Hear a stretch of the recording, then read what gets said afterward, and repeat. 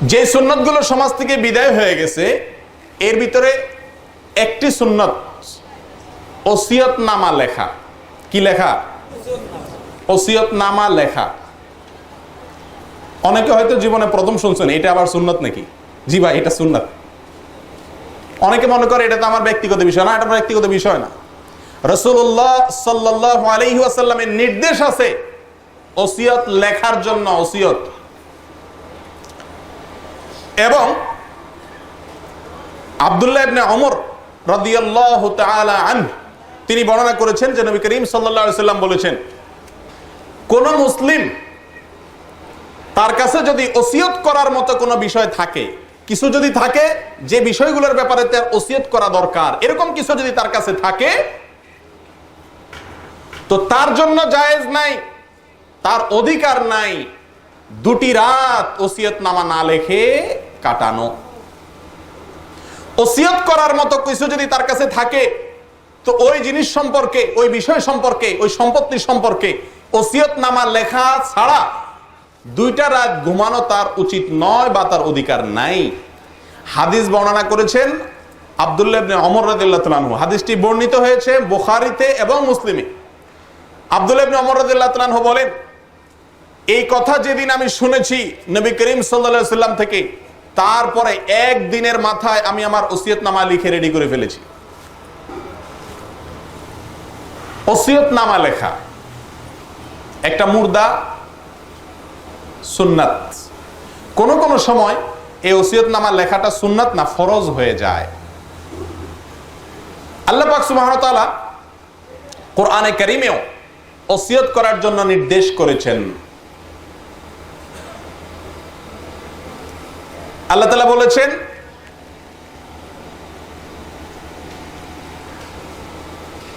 ইযা হাদারা আহাদাকুমুল মাউত ইন তারাকা খায়রানিল ওয়াসিয়্যাহ।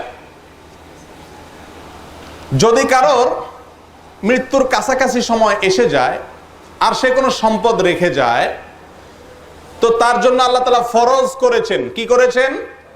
ফরজ করেছেন। সে ওসিয়ত করতে হবে। কার জন্য? লিল ওয়ালিদাইনি ওয়াল আকরাবিন, তার মা বাবা এবং নিকট আত্মীয়, আশপাশের লোকজন, এদের জন্য তার সম্পত্তি থেকে কিছু অংশ ওসিয়ত করতে হবে তাকে। ও ভাই, কোরআনে আল্লাহ তাআলা ওসিয়ত করতে বলেছেন সূরা বাকারা আয়াত নম্বর 180।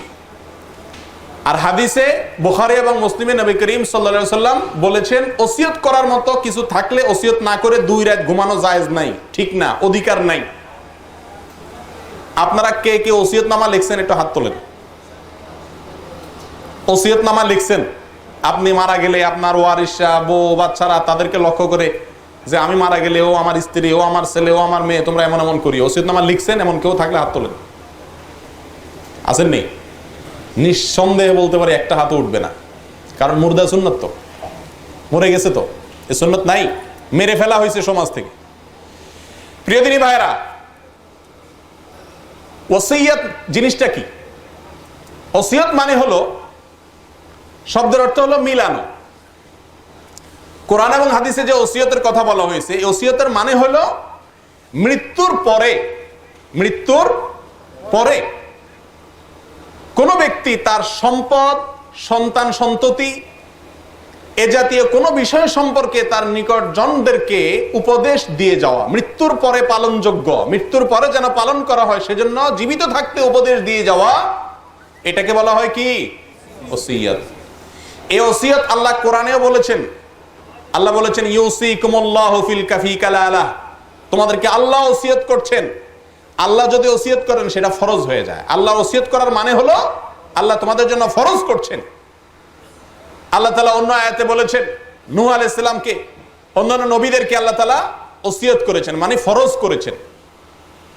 কোথাও কোথাও বলেছেন আনিত্তাকুল্লাহ, তাকওয়া অর্জনের জন্য আল্লাহ ওসিয়ত করেছেন, মানে ফরজ করেছেন। কোন কোন জায়গায় বলেছেন আল্লাহ ছাড়া কারোর সাথে যেন ইবাদত না করা হয়, ওসিয়ত করেছেন, মানে ফরজ করেছেন।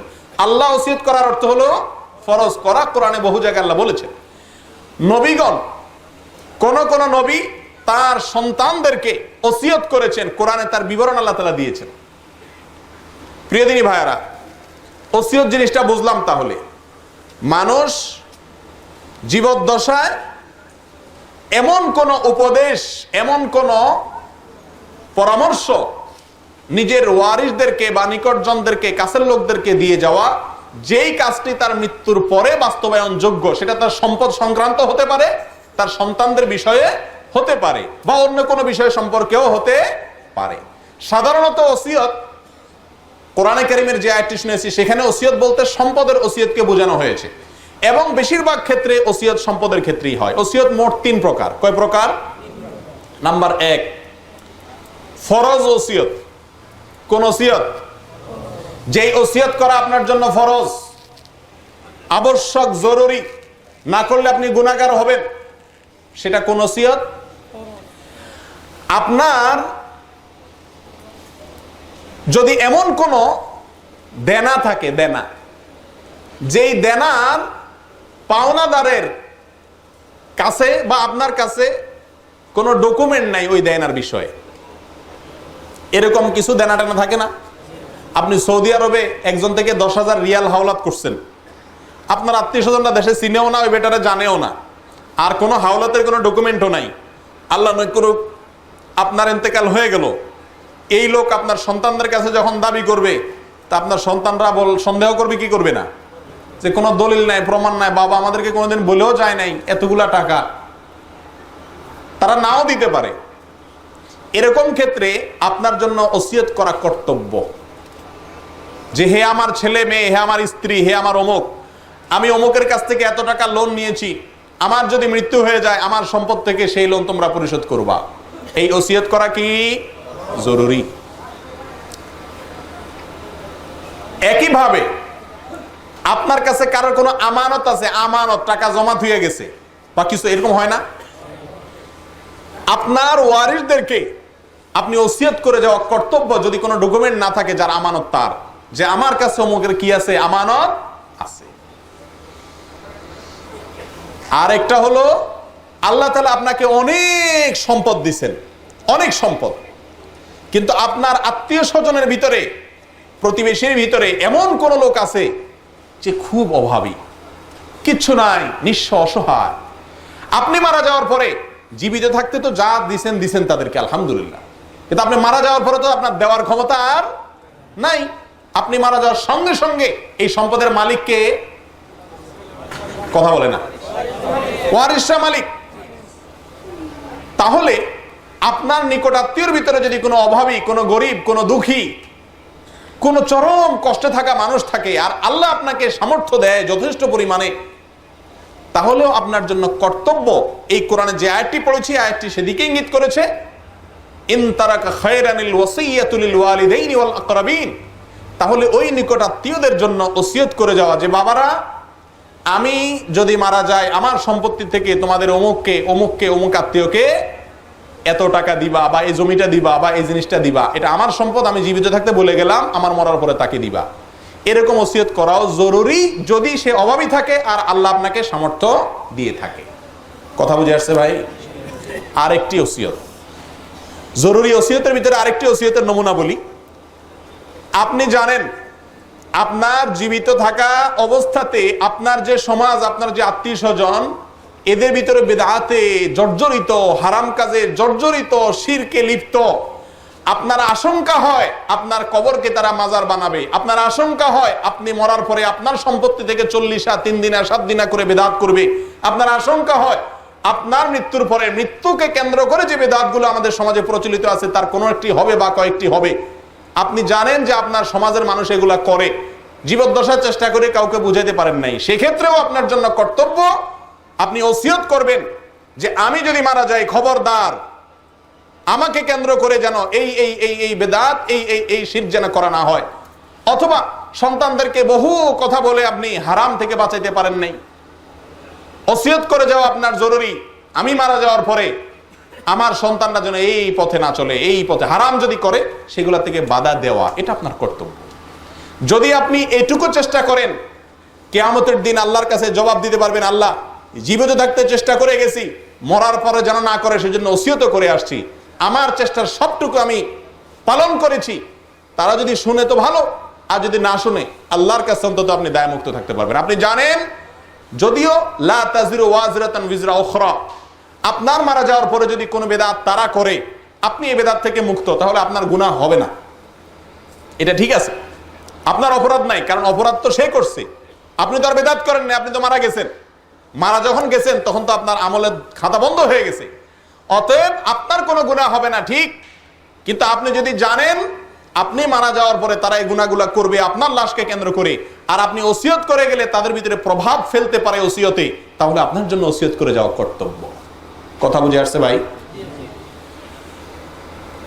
ওসিয়ত এমন একটা জিনিস, আপনি জীবিত থাকতে ছেলে মেয়ে বউকে বহু বুঝাইছেন, পাত্তা দেয় না, কিন্তু লিখিত ওসিয়ত যদি রেখে যান, আপনার মৃত্যুর পরে যদি তারা আপনার আলমারি, আপনার ডয়ার আতাইয়া ওসিয়তটা পায়, ওখানে যদি লেখা থাকে যে আমার প্রিয় ছেলে অমুক, আমার প্রিয় মেয়ে অমুক, আমার স্ত্রী অমুক, ওইটা পড়লে কিন্তু পড়তে পড়তে চোখের পানিতে বুক ভেসে যাবে তাদের, যাবে কি যাবে না? তখন কিন্তু মানুষ হিসাবে ওই ওসিয়তের যে গুরুত্ব, সারা জীবন আপনি যত চিল্লাচিল্লি করছেন তার চাইতে হাজার লক্ষ গুণ বেশি, ওটা ইনশাআল্লাহ তাদের ভিতরে প্রভাব ফেলবে।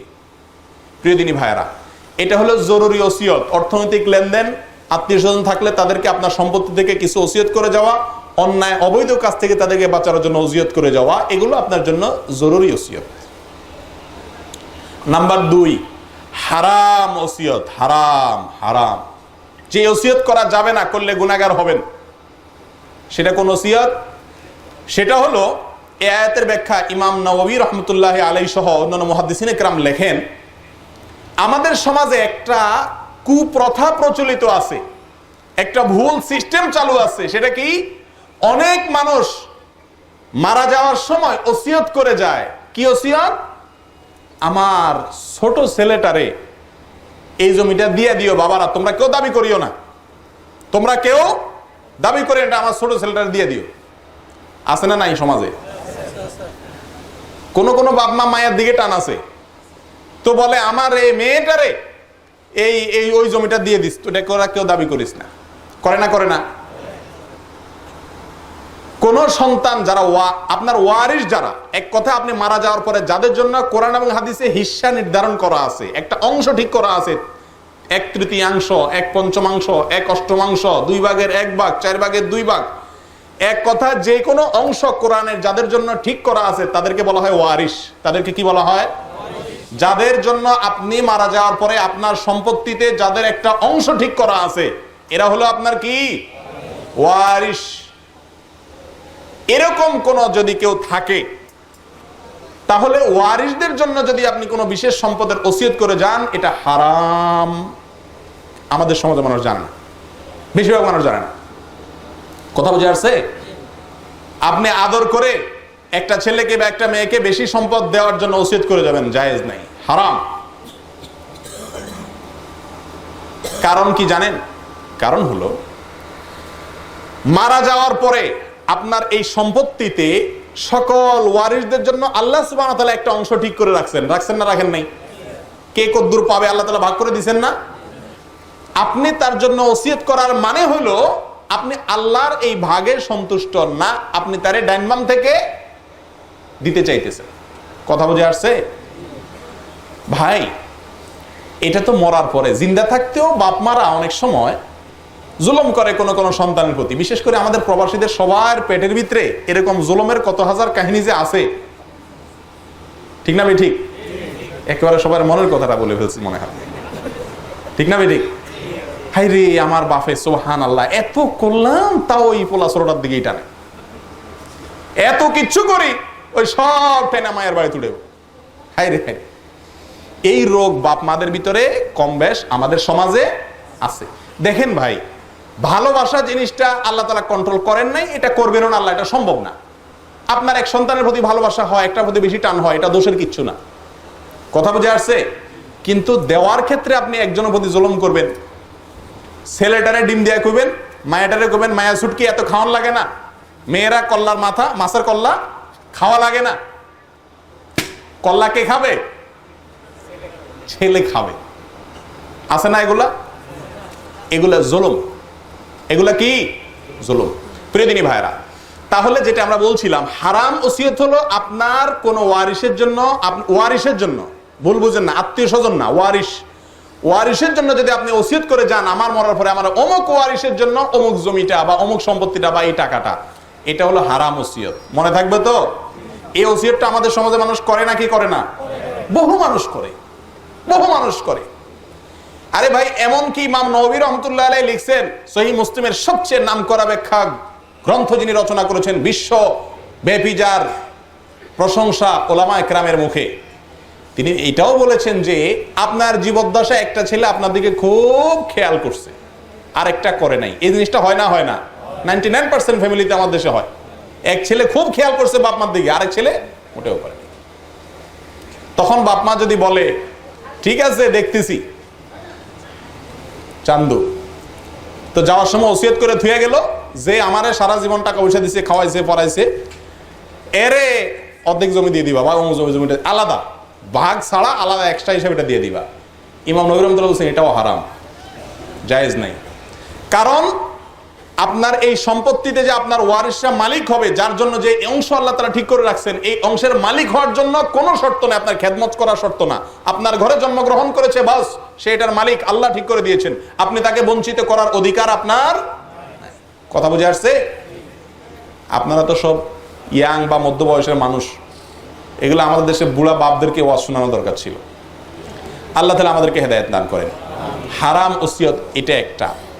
হারাম ওসিয়তের আরেকটি নমুনা হলো এমন কোন কাজের ওসিয়ত করে যাওয়া যেই কাজটি হারাম কাজ। যে কাজটি কি কাজ? হারাম কাজ।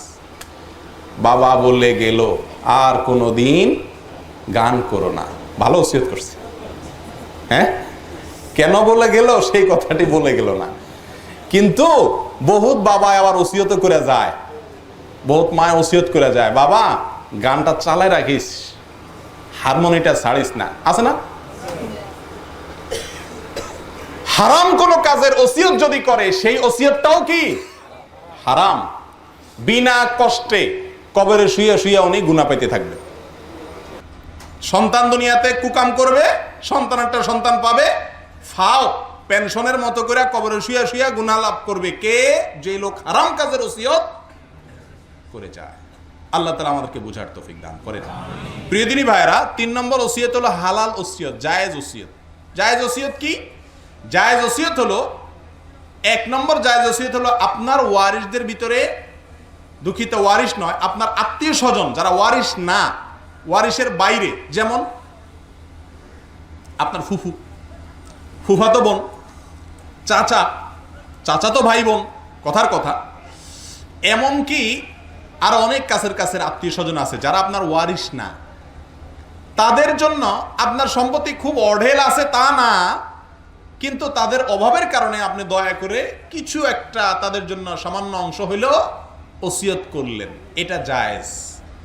ওই প্রথম জরুরি যেটা বলছিলাম সেটা হলো কি, তাদের কিচ্ছু নাই আর আপনার অনেক আছে, তখন এটা জরুরি। আর এটা হলো কি, আপনারও যে অনেক বেশি আছে তা না, আবার তারও যে একেবারে কিচ্ছুই নেই তা না, কিন্তু তাদেরও অভাব আছে, আপনারও আলহামদুলিল্লাহ যথেষ্ট আছে।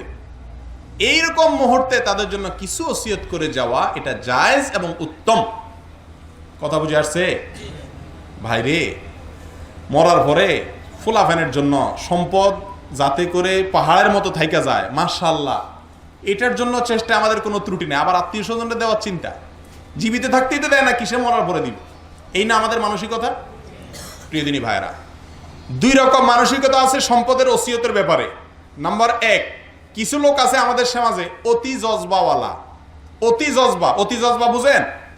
অতি জজবাওয়ালা মানে হলো এমন জজবা, এমন জোশ, সে ওসিয়ত করে যায় আমি মারা যাওয়ার পরে একটারও দিব না কিচ্ছু, সব নামাজ পড়ে না, রোজা রাখে না, কিচ্ছু করে না, কথা শুনে না, আমার একবেলা খানা দেয় না, একটারে কিচ্ছু দিব না।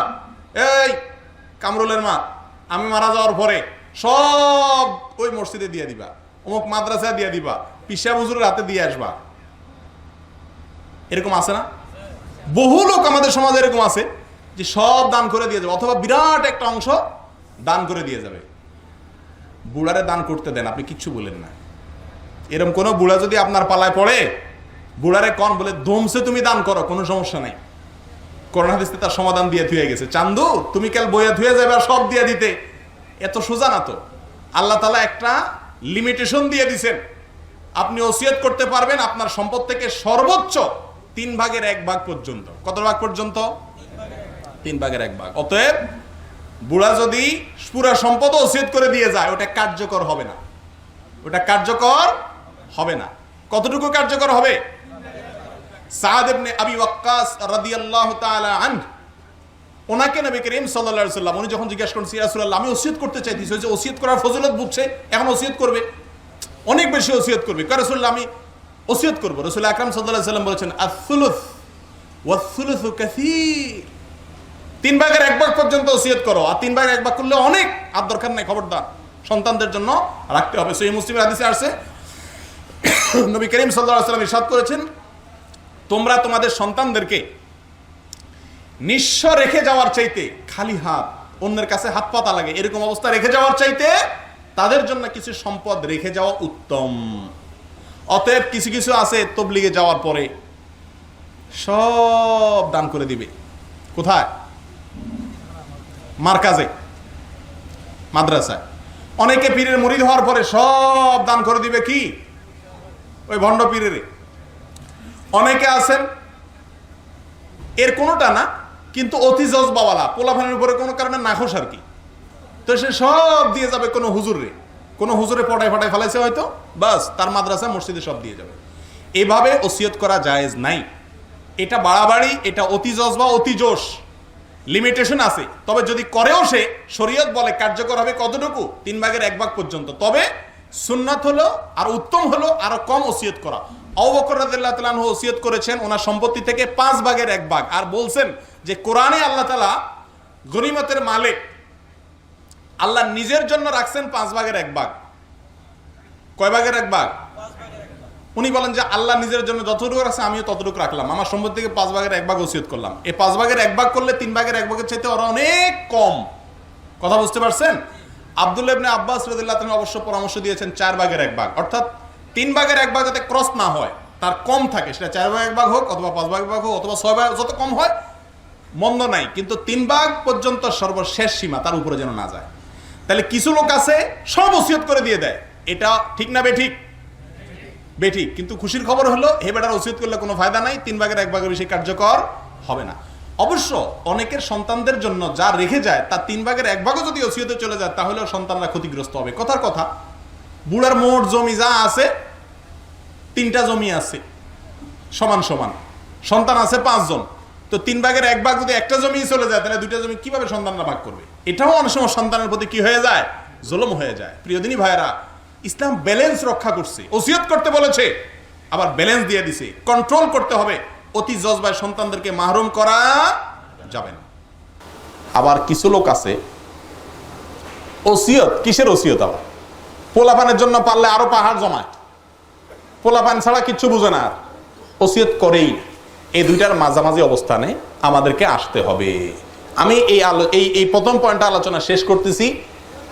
আবারও বলছি, আপনার কাছে ওসিয়ত করার মতো কোনো সম্পদ যদি থাকে, কোনো দেনা যদি থাকে, কোনো আমানত যদি থাকে, যেটা হয়তো দীর্ঘমেয়াদী ব্যাপার, যেটার কোনো সাক্ষী প্রমাণ নাই, অথবা আপনার সন্তানদেরকে আপনার কিছু উপদেশ করার মতো বিষয় আছে যেগুলো আপনার মারা যাওয়ার পরে তাদের জন্য জরুরি, তাহলে আপনার জন্য 2টি রাত ঘুমানো বা কাটানোর অধিকার নাই ওই ওসিয়তটা লেখা ছাড়া। আমরা সাধারণত ওসিয়তের জন্য অপেক্ষা করি কখন? ও ভাই, মরার সময়। যখন বুড়া মরতে নেয় তখন এবার আশেপাশে সবাই কি করে? এটা বলা শুরু করে দেয়। ঠিক আছে, যে আয়াতটা আমি পড়ছি সেখানে এটাই আল্লাহ তাআলা বলছেন, মৃত্যুর কাছাকাছি আসলে তার জন্য ওসিয়ত করা জরুরি। কিন্তু আপনি মৃত্যুর কাছাকাছি যাওয়া পর্যন্ত যে ওসিয়ত করার সুযোগ পাবেন, তখন ফরজ হয়ে যায় যদি আপনার করার সুযোগ থাকে। কিন্তু ততক্ষণ পর্যন্ত আপনার সুযোগ থাকবে তার কোনো গ্যারান্টি আছে? আপনি যে রাস্তায় দুর্ঘটনা মারা যাবেন না, তার কোনো গ্যারান্টি আছে? প্রিয়দিনী ভাইরা, এই জন্য ওসিয়তনামা যৌবনকালে শক্ত অবস্থায় মাথায় আসছে আইডিয়াটা, সঙ্গে সঙ্গে লিখে ফেলতে হবে। প্রয়োজন একটা দলিল লেখেন। ওসিয়তনামা লেখার নিয়ম হলো, আমি অমুকের ছেলে অমুক, তারপর প্রথমে বিসমিল্লাহির রহমানির রহিম লিখবেন, সকল প্রশংসা আল্লাহ তাআলার জন্য, আল্লাহর নামে শুরু করতেছি। এরপর লিখবেন ওসিয়তনামা, আমি অমুকের ছেলে অমুক, অমুক অমুক অমুককে, আপনার ছেলে মেয়ে বা বউ বা তাদেরকে বলতে চান তাদের প্রতি আমি ওসিয়ত করতেছি এই মর্মে যে নাম্বার 1, নাম্বার 2, নাম্বার 3, নাম্বার 4 লিখতে থাকেন, লিখে লিখে সিগনেচার করে করে রেখে দেন। যদি আপনি মরে যান, তারা এটা উদ্ধার করে দেখে এটাকে আপনার ওসিয়তনামা পেয়ে তারা এটার উপর আমল করবে। কথা বুঝতে পারছেন?